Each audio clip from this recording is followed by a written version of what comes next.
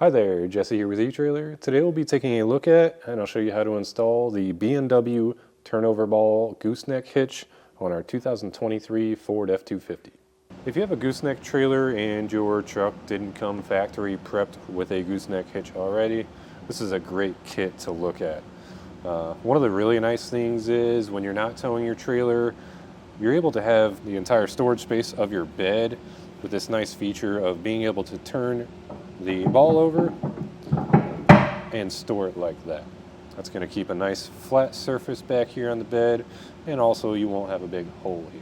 This is also really nice because when you are ready to tow, you don't have to worry about finding your ball. You'll just have to lift it up out of its hole, flip it over, and then on the driver's side wheel well, there's a handle to lock this into place. I'll show you that in a second, but you would hook up to your trailer. Then you have these safety cable loops, which are spring loaded, so whenever you're not using them, they'll be flush against the bed here. But you would just hook up your safety cables, whatever style you have,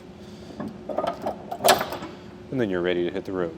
The locking handle is right here in the wheel well, super easy to gain access to lock it. All you'll do is push it towards the rear, and then it's spring loaded. It'll lock into place. And then say you're done towing your trailer, you're unhooked, and you're ready to flip that ball over into its storage position. So just pull this handle out and push it forward, and that's going to lock it in the open position. The ball size is 2 5/16 inches, and we have a gross towing weight of 30,000 pounds and a vertical load limit of 7,500. Also be sure to double check your Ford's owner's manual to ensure that your truck can handle that weight safely. One thing that's really unique about this hitch is that B&W sells a gooseneck to fifth wheel adapter.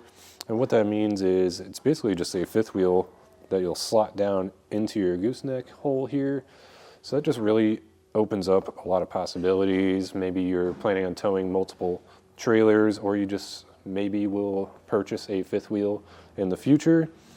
That's going to give you the option to either tow a gooseneck or a fifth wheel trailer. All in all, if you're looking for a gooseneck hitch, you really can't go wrong with a B&W like this one here. If you've been around towing, or maybe you're just getting into it, you've probably already heard the B&W name, and that's for a good reason. It's highly sought after and highly regarded. If you ask anybody around the shop here, they'd probably almost always recommend a B&W product. As for the installation, it is pretty time consuming. It does involve lifting some heavy pieces up underneath it. So if it's not something that you're looking to do yourself, maybe you don't have the time, the space, or the tools to do so, feel free to check out our dealer locator. However, if you are looking to get this gooseneck hitch set up yourself, then follow along and I'll show you how we did ours. To start our install, we'll need to drill out our 4-inch hole here in the center of the bed. Most truck beds will have this dimple here, so you can kind of find your hole location by that. But if maybe you have some bed liner in here and you're not able to see that, there's a measurement in the instructions. You'll just find halfway between the wheel wells and then measure from the edge of the bed, and that measurement in the instructions. But our dimple's right here, so I'll take a 4-inch hole saw and start cutting our hole right in the center of that.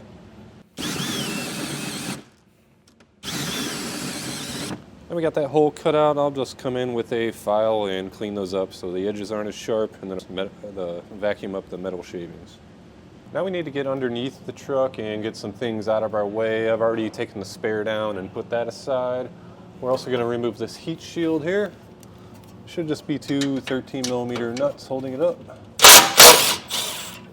One back here and one kind of around the front here.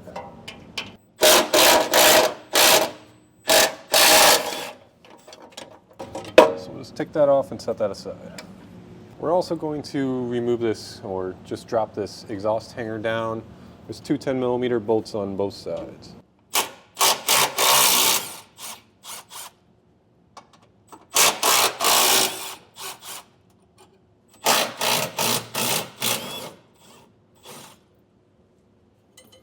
We're ready to get our side plates installed. Just to give you an idea of how they're going to mount. This will be your inside plate. It's going to mount With this arching side towards the frame, if you look at the frame, you'll notice there's a little bump. This is gonna go around that. And then this is your outside plate, the slightly larger one. We know this one is the driver's side because it has the sticker for the instructions of the pole handle. So once we get these up into place, we'll slide our bolt and washer through the outside in. That's gonna go through the frame and through our inside plate.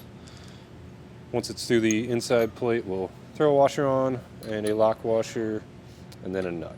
We'll start with our outside plate. This is gonna go up, and our back hole kind of lines up with our bump stop. So we'll start with that one. Slide that front bolt through. For our inside plate, it's cramped over here. You'll see this wiring harness and brake hoses. So what I'll do is, there's just a 13mm bolt holding this bracket on. So I'll take that off.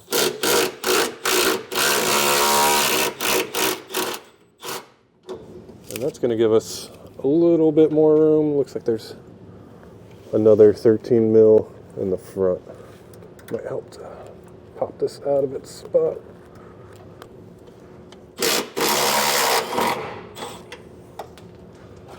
Now you see we can bend this down out of the way. You don't want to bend it too much, but there should be enough room to get our inner side plate in place. I'm just going to go up above everything and carefully slide it onto the bolts without pushing them. You may have to hold that outer bracket into place while you do it. Once we have that in place, we'll take a washer and a lock washer on each of the bolts.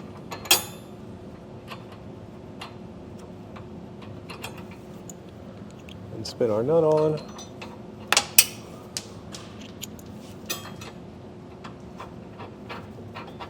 And these for now, we'll just kind of keep hand tight, but make sure that the brackets are staying flush with the frame. We just want to leave them loose so that we can still go up and down with them. Now we'll need to get our threaded bushings installed to each of our crossmember pieces. So there will be 4 of these.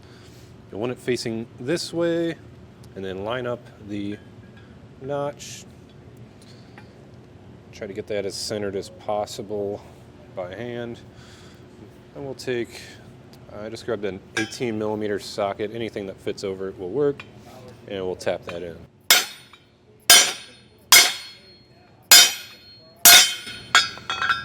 What we're trying to get is for it to be as flush as possible on the other side. So just keep hitting it, make sure it's straight the whole time, and we'll repeat that process with the other 3.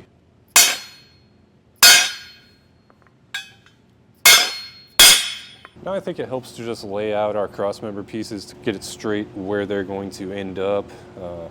I kind of held up each piece and figured out the orientation of them all, and this is how they'll be. These are the 2 fronts, these are the 2 rears.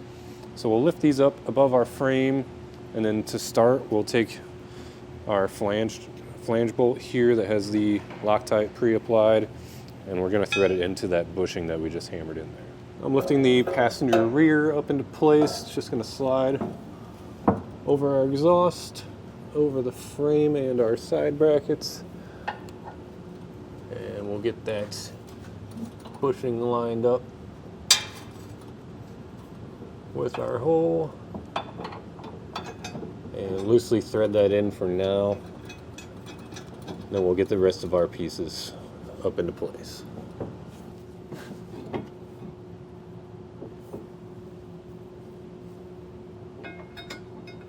Now we need to get our carriage bolts placed inside of these pieces that we just put up. Just move one out of the way, slide that down into your square opening, and we'll have 4 of these that we'll need to drop into place.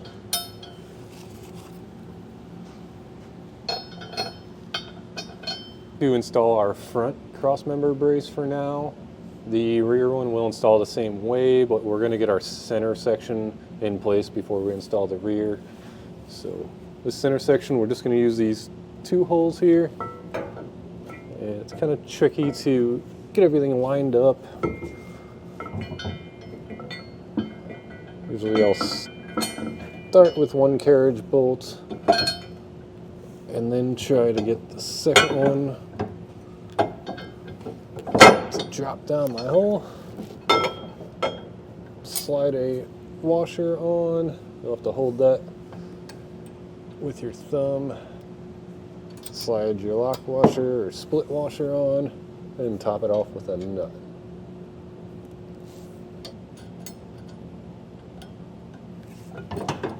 We'll get our brace pushed up into position. Take one of our large bolts, slide that through. I'll put a split washer and a nut on the other end. I don't think it really matters if you have the split washer right now. It's going to remove these bolts to get our centerpiece up, but we'll just get both bolts installed in both holes. Just kind of get them finger tight so where they're flush.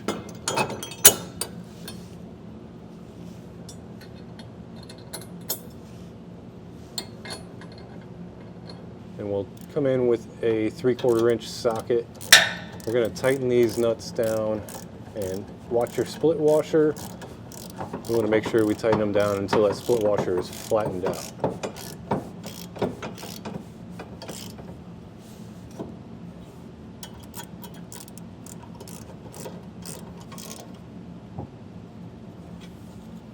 Once those are both tight, we can uninstall our large bolts up top.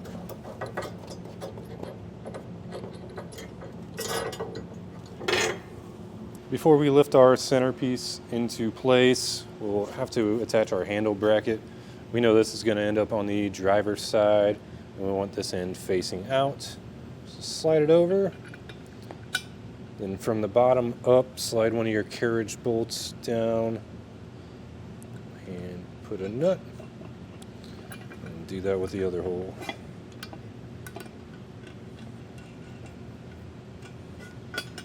Now we'll take a torque wrench and torque our nut down to the specification listed in the instructions. If you don't have your own torque wrench, we do have some available here at eTrailer, or you could always rent one from a local auto parts store, but while you're torquing, you want to kind of support the center section. Get that tight.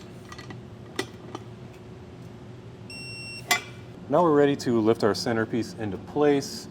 I've slid one of those large bolts back through with a washer.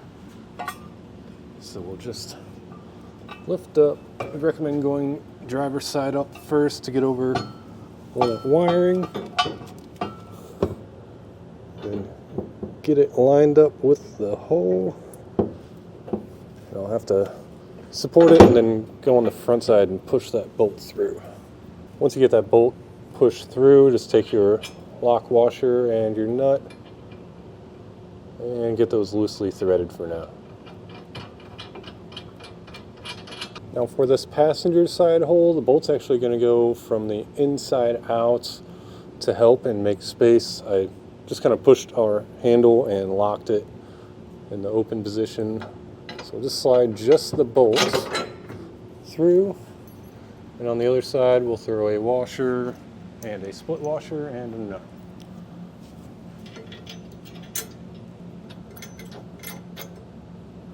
Let's get our rear crossmember brace into place. As I said, it's essentially the same process as the front one.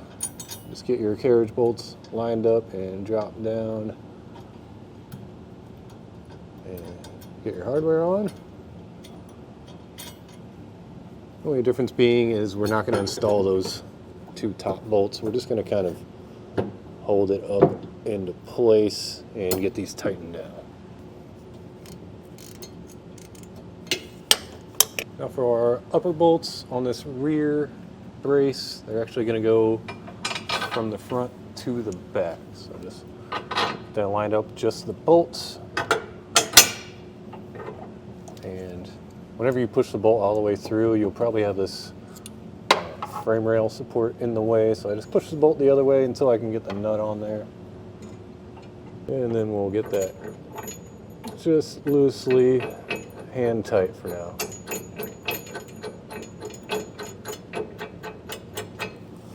Now we can get all of our remaining hardware threaded on. Just be sure to double check the instructions because some bolts are orientated in different directions than others, and some aren't using washers on one end, so just go through, make sure you have all of the holes with hardware in them and they're all in the correct orientation.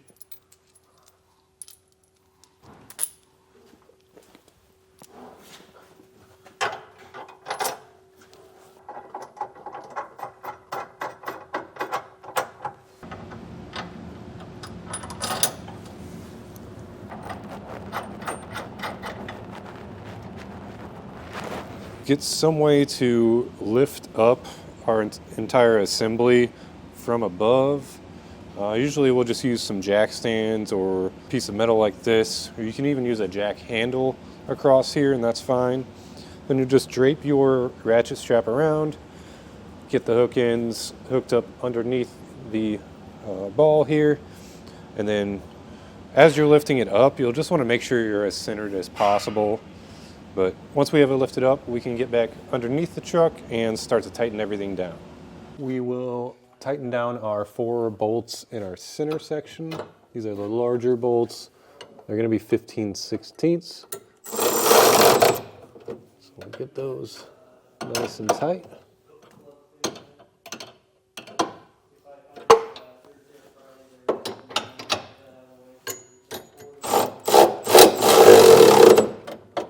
Now we'll need to center out our center section, or square it up, so we can take a look at our safety cable hole. You'll feel a groove once you put your finger in there. Just make sure that it feels the same on the other side, and then also you have notches on the outsides, so you can see that groove there in the bed, and just compare it to the other side. Make sure you're matching on both sides. That's going to mean that our center section is square. Now we'll move on to tightening down the 4 bolts that had the Loctite pre-applied to them. These are going to be 3/4 inch socket bolts. We're just going to tighten them down until that's flat against our cross section.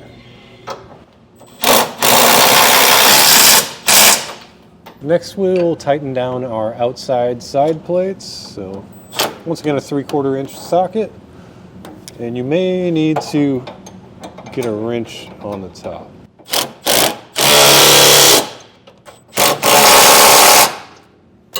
Now we can tighten down our bigger bolts on our side plates.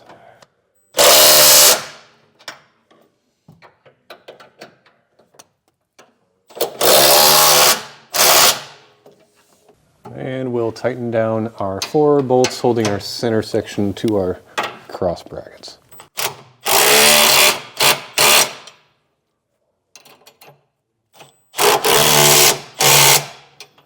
Now we need to take our torque wrench and torque all of the hardware down. The instructions are very specific on the order that you do that in, so just make sure you're following those closely.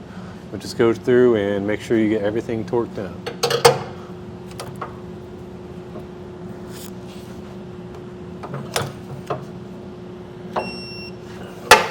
Once everything's torqued down, we can install the rest of our handle. We'll have the hook facing down. So just slide that up above everything. And get your squares lined up. Once that's ready, we'll just put our nuts on and we'll tighten those down.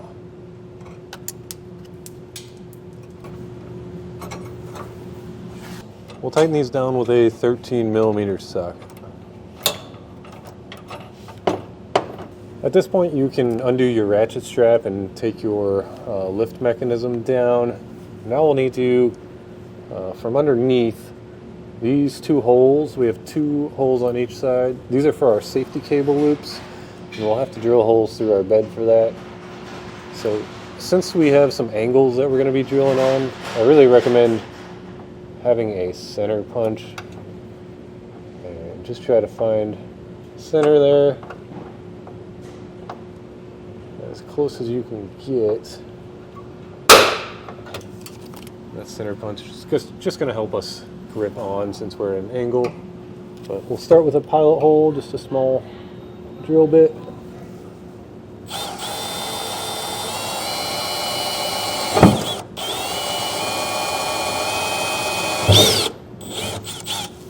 Once you have all 4 of your pilot holes drilled out, we're going to go back up top inside the bed and step these holes up to 11/16, but we're actually going to drill those from the top down. These holes were kind of tricky to get all the way through just because there's 2 layers of metal and they're all at different angles. So I drilled from the top, made the holes larger, then I went back underneath and drilled from the bottom. And as long as your U-bolts will slide up and down easily, that means your holes are good. Dig our springs and our nuts. We'll get them both started. Just push that spring up and thread your nut on. Once you have both started, we can tighten them down. They don't have to be super tight. I'm really just looking for them to be flush with the bottom of the U-bolt. And while you're tightening it down, make sure you're holding that spring up away from the nut so it doesn't get wrapped around it.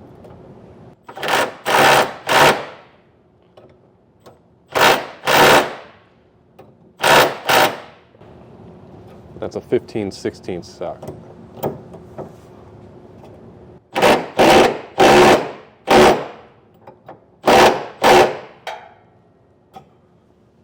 If you only have the gooseneck kit, all that's left is to get your ball in place and then lock it on that handle on the side. And that's going to do it for our look at and installation of the B&W Turnoverball Underbed Gooseneck Hitch on our 2023 Ford F250. If you've installed this yourself, maybe you just want to share some tips and tricks with us, feel free to leave those below.